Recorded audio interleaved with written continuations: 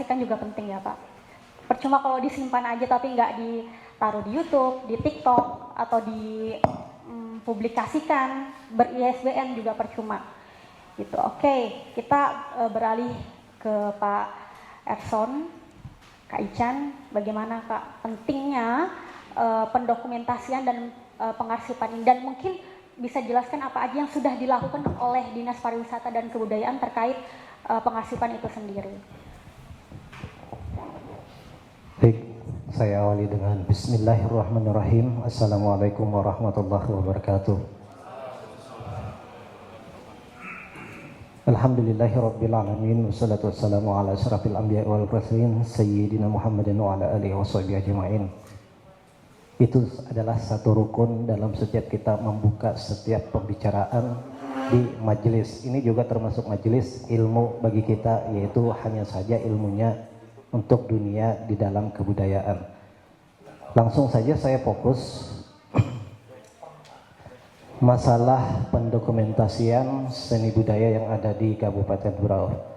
Yang pertama saya ucapkan terima kasih kepada rekan-rekan, sahabat-sahabat saya yang telah membuka acara seperti ini, dan kepada mantan Kepala Dinas Kebudayaan dan Pariwisata Pak Haji Mapasikra, juga kepada Bapak Saprudin Itur, juga mantan Kepala Bidang saya. Jadi dua orang ini adalah termasuk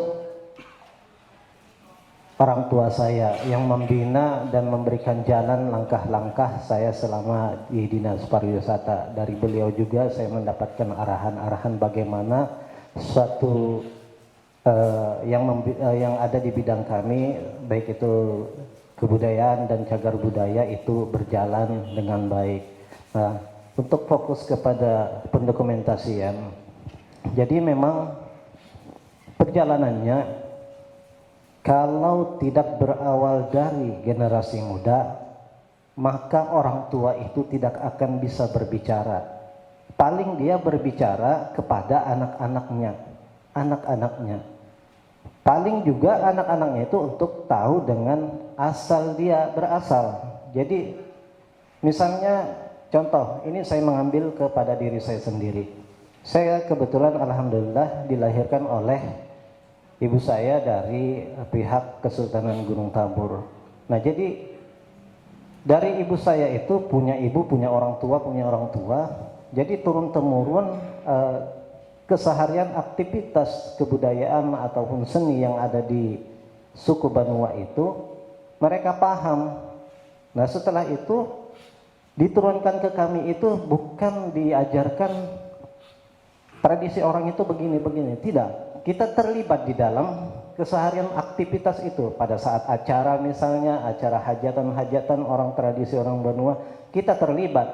Jadi kami sebagai anaknya ini heran, kenapa harus begini, kenapa harus begini. Nah, ternyata mereka menjelaskan. Jadi orang tua dulu itu, mohon maaf, pada sekarang ini kan kita ini sering apabila budaya itu dibuat seperti ini, contohnya seperti buang naas, itu pasti disambungkan dengan ada di sana syirik. Akhirnya hilang itu, karena dengan kesirikan itu hilang sedikit-sedikit, akan dihilangkan sedikit, hilangkan sedikit. Akhirnya prosesi runtunan budaya itu akan tergerus habis itu. Nah, jadi orang Banua adalah orang Melayu. Jadi yang saya pelajari itu orang Melayu itu sifat dan sikapnya, karakternya itu adalah dia orang Melayu yang berasaskan syariat. Syariat itu berlandaskan Al-Quran dan hadis. Itu yang dipegang oleh orang Melayu, ya termasuk orang Banua. Jadi orang Melayu itu berasaskan syariat. Syariat itu tentu kita menjalankan suatu ritual yang religi atau berhubungan dengan agama kita. Nah, syariat itu berlandaskan kepada bagi orang muslim adalah Al-Quran dan hadis. Nah, jadi yang mengatur budaya orang suku Banua itu saya sampaikan di sini adalah tidak lepas daripada ajaran-ajaran Islam. pada saat itu orang-orang tua kita terdahulu itu, mereka itu dulu kan paling orang yang belajar agama itu orang-orang tertentu yang kuat. Nah, sebelum masuknya kekuatan agama itu, mereka itu ibaratnya hanya melaksanakan dengan ilmu hakikatnya, ilmu kebatinannya itu lebih kencang, ilmu hakikat. Jadi semua orang tradisi bahari itu mengambil dari hakikat itu. Contoh, kenapa orang dulu itu kalau sakit hanya dengan air putih begini bisa sembuh? Karena kekuatan keyakinannya itu dengan bacaan-bacaan doa bisa menyembuhkan orang. Ini kan doa itu selalu kita panjatkan kepada yang memiliki kita. Nah, terus permasalahannya kegelisahan kita kenapa tidak terdokumentasinya, tidak tertulisnya dengan hal-hal seperti sekarang ini yang kita butuhkan oleh generasi muda ini. Karena dari generasi muda sendiri itu tidak rajin atau tidak abai saja begitu, karena mengikuti zaman itu, perjalanan zaman itu. Akhirnya tidak mengetahui apa yang ditradisikan. Akhirnya mereka itu begitu melihat tradisi ini, jangan dan itu mak, enggak boleh itu, ini ya sudah ke zaman ini. Padahal orang tua itu tidak sembarangan dulu mengadakan budaya-budaya seperti itu. Jadi mereka itu betul-betul dilandasi dengan syariat dan berasal dari agama itu yang sudah diatur di dalam agama. Nah, orang tua dulu itu juga kalau tidak dikeruk, dia tidak berbicara, tidak menyampaikan, karena mereka itu menyimpan sesuai dengan apa yang sudah misalnya dari mamanya turun ke mama, dari mamanya turun ke mama.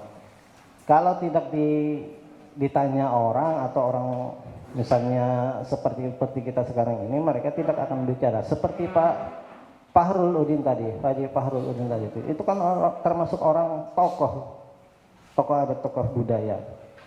Nah, dia menunggu sebenarnya yang seperti ini. Ternyata kan masih banyak yang belum tahu dan bertanya, memberanikan diri untuk bertanya hal-hal yang seperti ini. Nah, seperti kami di Dinas Pariwisata, memang secara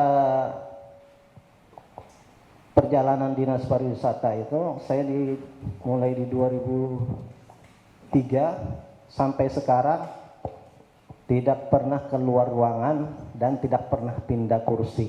Mulai 2003 sampai sekarang saya di bidang kebudayaan dan masih di seksi seni dan pengembangan nilai tradisional, masih di situ saya. Dan kebetulan jabatan yang diberikan kepada saya itu, ini bukan jabatan golongan ya, jabatan pekerjaan kita, kinerja kita itu di situ saya sebagai pengelola data kekayaan budaya. Baik itu budaya Dayak, Bajau, Banua, itu saya cari sendiri karena itu kinerja saya yang menjadi tanggung jawab saya. Jadi daerah ini punya keseniannya apa saja. Nah, itu saya waktu mencari itu, dulu keseniannya itu ini. Jadi kita mencatat itu, tapi kita tidak diperlihatkan dengan aktivitasnya pada saat itu. Jadi yang kita lihat itu hanya segelintir saja sebenarnya, padahal banyak yang lebih dalam tentang kebudayaan mereka. Misalnya seperti di Dayak itu, di Bajau pun begitu. Misalnya di Tanjung Batu kesenian yang berkembang apa? Itu kita catat. Tapi yang hanya terlihat, yang sering muncul, ya yang sekarang ini saja. Yang dulunya itu ada yang tidak tahu juga, walaupun mereka orang di sana, ya itu lagi kembali konon begitu. Nah, sama dengan orang Banua begitu juga.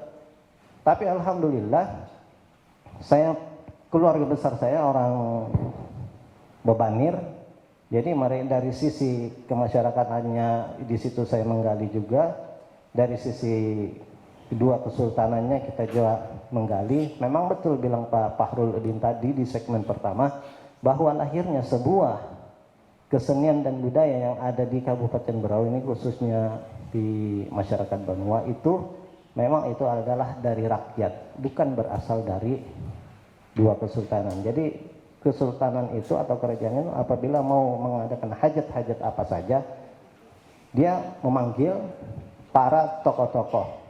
Nah, di sini perlu saya sampaikan satu kesenian yang berkembang sekarang ini, yaitu seperti Japin. Mungkin ada sebagian saja yang tahu masalah Japin. Japin kan bilang Bu Retno tadi belum bisa dikatakan yang tak benda itu, ya kan, belum bisa terdaftar itu. Karena memang di mana-mana ada Japin itu, karena dia subnya dari suku Melayu. Tapi Japin yang di Berau ini,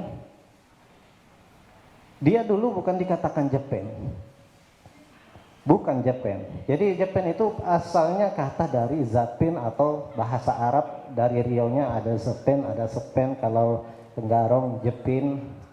Nah, jadi kalau dulu kita di Berau ini menyebutnya adalah tarian rakyat.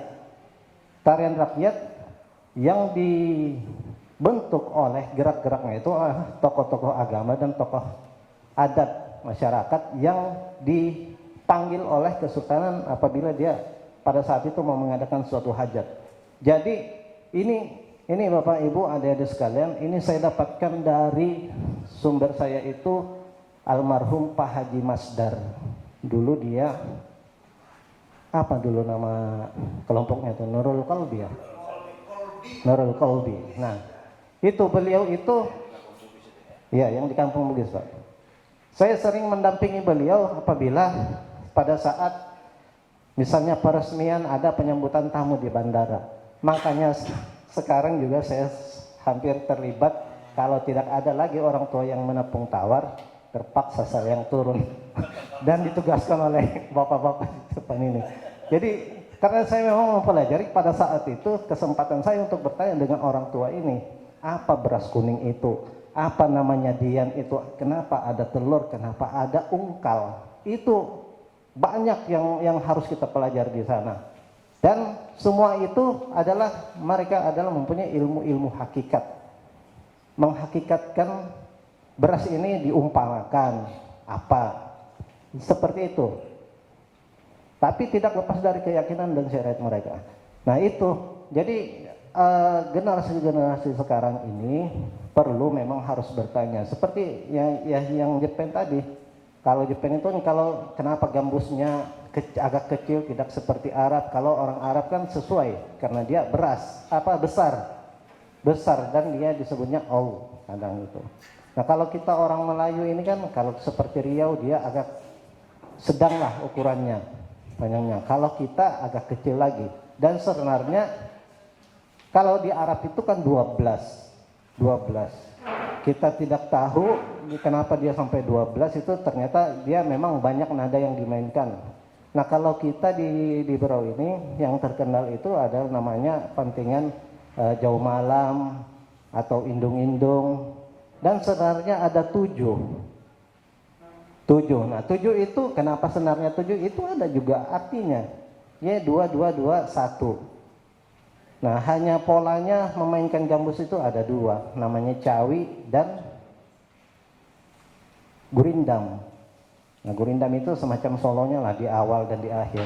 Kalau cawinya itu saat memainkan lagunya itu. Nah jadi kami sebagai yang mewakili dari Dinas Pariwisata, alhamdulillah dengan adanya ini, kalau secara penulisan memang kebetulan pada saat itu Pak Sapurdin di bidang kebudayaan, beliau sudah bergerak. Mungkin sebelum jadi kepala bidang kebudayaan beliau sudah melanglang buana di mana-mana di Kabupaten Berau, sehingganya tulisan-tulisan beliau sudah begitu terkumpul dan diaplikasikan. Nah kalau saya sampai sekarang ini sudah hampir kurang lebih 5 tahun, saya memang juga ada menulis namanya Balabas Sulimbar, ada namanya Manguati Banua, ada namanya Maladuk, ada namanya Kuntau, itu saya ada menulis. Tapi saya belum berani mengeluarkan itu karena referensi yang saya dapatkan itu masih belum, menurut saya masih belum terlalu sempurna. Harus saya mendatangi orang, kecuali tidak ada orang lagi yang saya datangi, baru saya coba ajukan ke perpustakaan. Kebetulan saya sering berkomunikasi dengan Pak Ali Sadikin, Pak Ali Sadikin di perpustakaan, sering saya komunikasikan itu untuk penulisan itu. Karena memang saya jujur saja keterbatasan di kosakata misalnya. Saya secara inti, dan pernah juga dengan Mbak Nela ini pernah ke rumah pada saat beliau penelitian masalah baturunan itu tadi, Pak. Masalah baturunan tadi kita diskusikan juga sempat.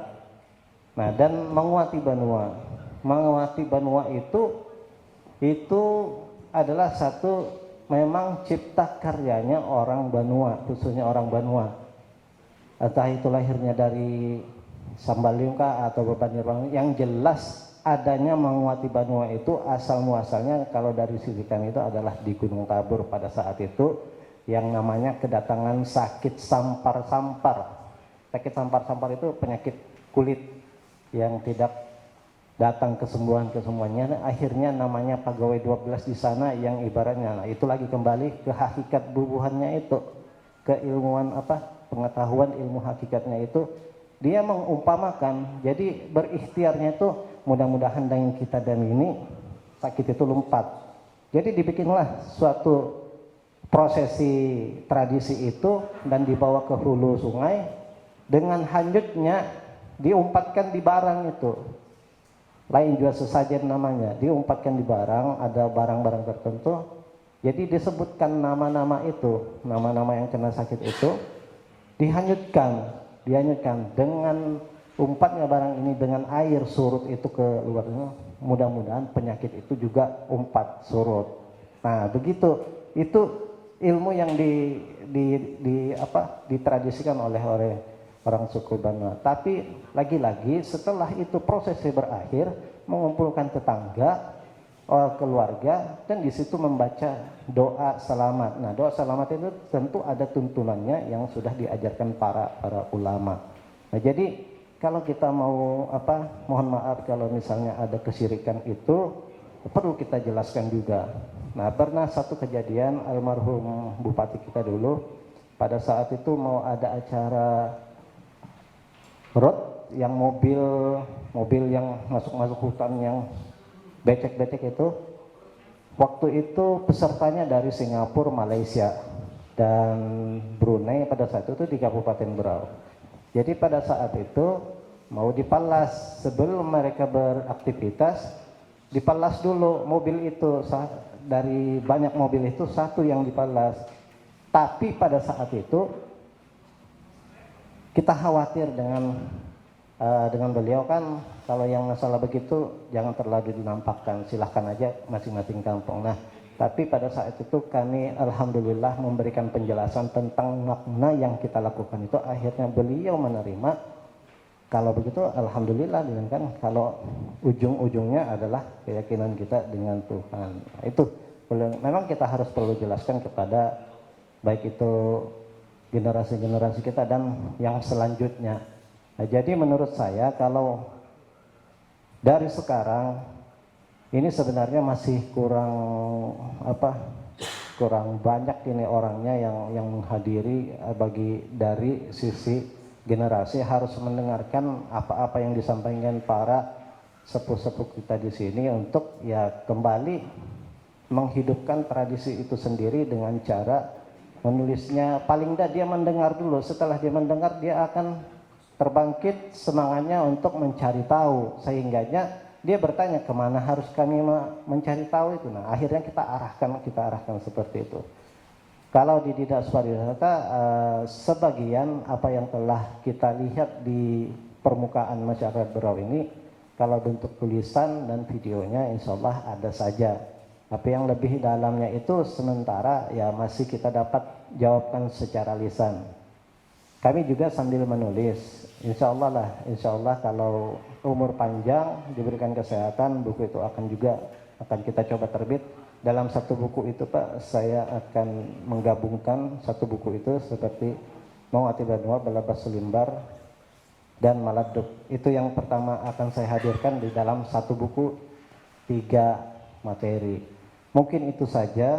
Terima kasih untuk teman-teman. Tepuk tangan. Assalamualaikum warahmatullahi wabarakatuh. Ya, untuk Pak Erson, jadi Kak Ican ini selain dia pelaku budaya tersebut, beliau telah mengumpulkan arsip dari tahun berapa ya.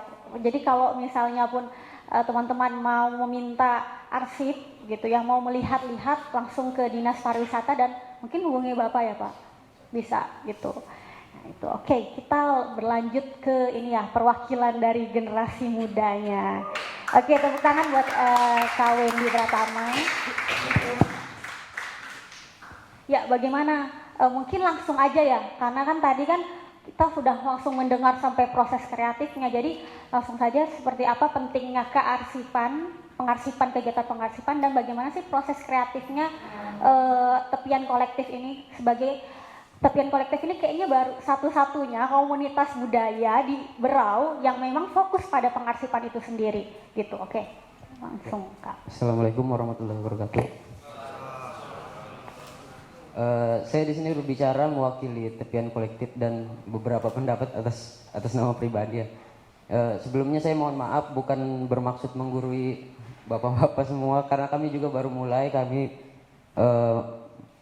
dalam berproses dan sekaligus belajar juga di dunia pengarsipan ini. Sebenarnya tepian kolektif ini berdiri atas dasar kegelisahan kami semua. Kami dari berbagai macam bidang, enggak berbagai macam, cuma beberapa macam bidang. Kayak Nela dari bidang sastra, saya Prima itu suka musik, bukan bidang sih. Kami suka main musik, cuma Ayat dari pendidikan kebudayaan dan kesenian. Terus ada 4 orang di Berau dan 3 orang di Jogja. Itu yang 3-nya itu, satu si Melinda itu dia fokus di penciptaan tari kontemporer. Kak Eca itu sama, dia lebih ke riset dan penciptaan tari kontemporer. Terus ada Azwar itu di dunia perfilman sebagai editor. Nah terus kami ngumpul karena kebetulan memang kesusahan waktu. Beberapa kali teman-teman yang pengen berkarya di sini karena susah gitu loh mencari data-data itu sendiri. Dimana kita cari kan biasanya kalau anak muda sekarang gaya berpikir proses kerja praktis yang kayak kata Abi tadi. Kami kesusahan mencari data sekunder. Sebagai outsider biasanya ke orang yang dari luar ingin pendekatan awal biasanya mencari data-data sekunder di internet, data-data pustaka. Nah itu kebanyakan di Berau itu belum ditemukan. Kami kesusahan menemukan yang data-data itu sendiri. Akhirnya harus turun langsung ke lapangan. Kadang di lapangan sudah ngabisin duit ongkos jalan, terus nggak dapat apa-apa karena di lapangan kami nggak tahu harus kemana begitu loh. Kadang pernah dulu sekali untuk ulang tahun Berau kami pengen pengen mendeskripsikan sebagai fungsi dan bentuk Serat Bundar. Jadi kami selama bulan September tahun 2021 cari data tentang Serat Bundar ini. Kenapa dia dihancurkan, kenapa dia berdiri, kenapa dia ada di situ, kenapa bisa jadi kayak gitu. Terus kami pertama datang ke Dinas Pariwisata, kebetulan datanya katanya belum ada. Terus kami datang ke tata ruang, dilempar lagi ke PU, dilempar lagi ke perhubungan. Kami tidak menemukan data itu di mana-mana. Jadi akhirnya kami searching, akhirnya dapat foto itu ternyata hasil jepretan dari Pak Sikra. Nah cuma itu yang kami dapat dari perjalanan kami. Akhirnya kami militan pagi-pagi buta, orang-orang jogging di tepian kami tanyai satu-satu orang-orang tua cari cerita itu saking susahnya kami dapat data sekunder, kami cuma bisa dapat fotonya, jadi tidak dapat ceritanya gitu loh. Ceritanya harus primer, sementara primer ini kita untuk memulai, untuk memunculkan suatu ide, untuk munculkan satu daya temu itu susah gitu loh, karena harus modal lagi kan. Ingat kami ini bukan bekerja sih, prosesnya independen gitu loh, betul-betul sendiri sokongan. Jadi kadang-kadang itu sih masalah di lapangan. Cuma apa sih pentingnya arsip ya itu tadi, kadang-kadang buat lagi pemantik kita ini, apalagi kalau bukan arsip yang didokumentasikan, diceritakan di sosial media, apalagi pemantiknya kira-kira. Sementara yang untuk melibatkan anak muda pun itu kan kayak kata Kak Ican tadi, dia diwariskan itu atas dasar dia dilibatkan di keluarga. Nah sementara rasanya kayaknya kurang libatkan. Ini aja mungkin diskusi pertama kami ya dia untuk dialog kayak gini. Sebelumnya kami ngadakan sendiri dialog itu lewat beberapa program kami ya, screening film-film itu koordinasi sama teman-teman Forum Sudut Pandang di Palu, sama kemarin Suku Punan Batu sama Mas Erik Lana. Itu setelah nonton film baru kami diskusikan untuk membangun diskusi itu di luar gitu loh. Kami pengen itu. Jadi pentingnya arsip ini ya itu tadi, sebagai penghubung, apalagi penghubungnya gitu loh. Sementara kadang-kadang yang muda ini entah segan, entah dia mungkin belum ada pemantik aja buat gimana sih dia mau mempelajari itu. Nah mungkin dengan adanya DKD kita juga banyak sebenarnya, ada ruang rupa, ada komunitas gambar yang lain, ada komunitas seni rupa, ada komunitas tari, ada komunitas yang lain-lain, tapi itu semua belum terhubung. Nah mudah-mudahan lewat adanya DKD sekarang ini bisa terintegrasi semua, jadi kita tidak bergerak sendiri-sendiri itu loh. Jadi ada ya dari tadi kan diomongin ini loh generasi, ini PR generasi milenial, ini PR-nya orang anak muda, seolah-olah anak muda ini punya kerjaan paling banyak, tapi ya gimana sih, dibiarin aja di jalanan gitu. Nah tapi dikasih kerjaan paling banyak. Ya itu sih menurut saya. Curhat ya ternyata ya. Enggak, soalnya kami nggak ada ruang lagi buat ngomong seperti ini. Nggak punya ruang, sama sekali nggak punya ruang. Jadi semuanya bergerak sendiri, semuanya berjalan sendiri. Termasuk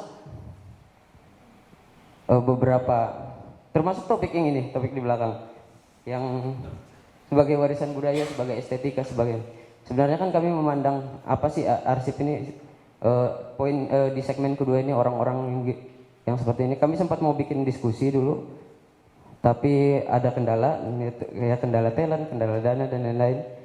Jadi nggak jadi, cuma jadi program, cuma jadi wacana.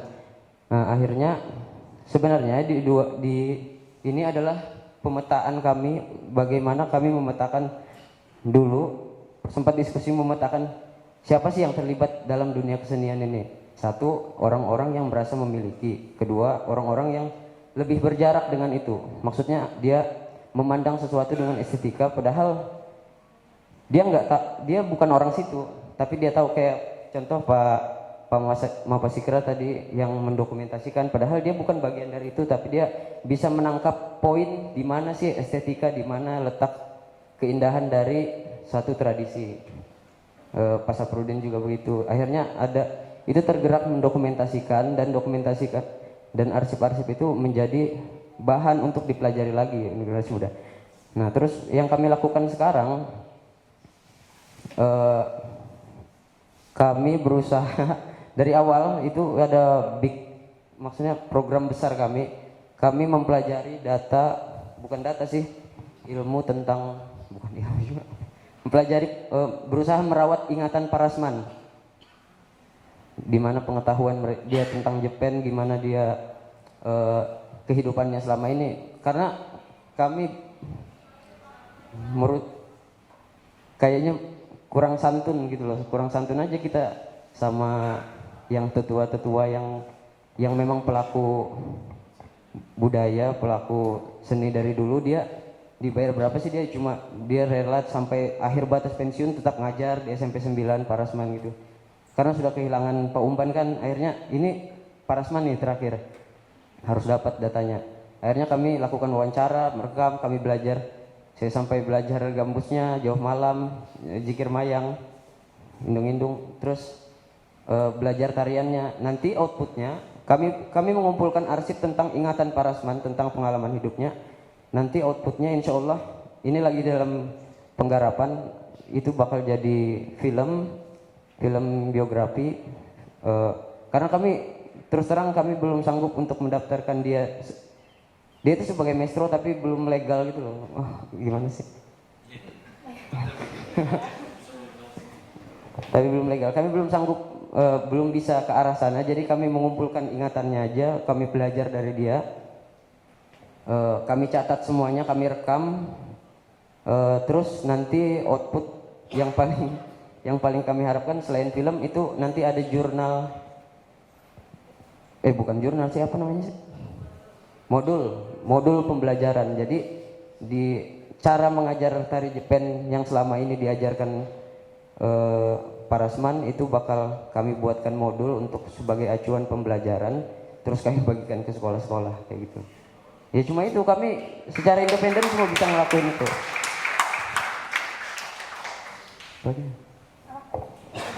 Ya, Oke. mungkin itu aja, kurang lebihnya mohon maaf, terima kasih. Oke, tepuk tangan untuk Wendy dan teman-teman.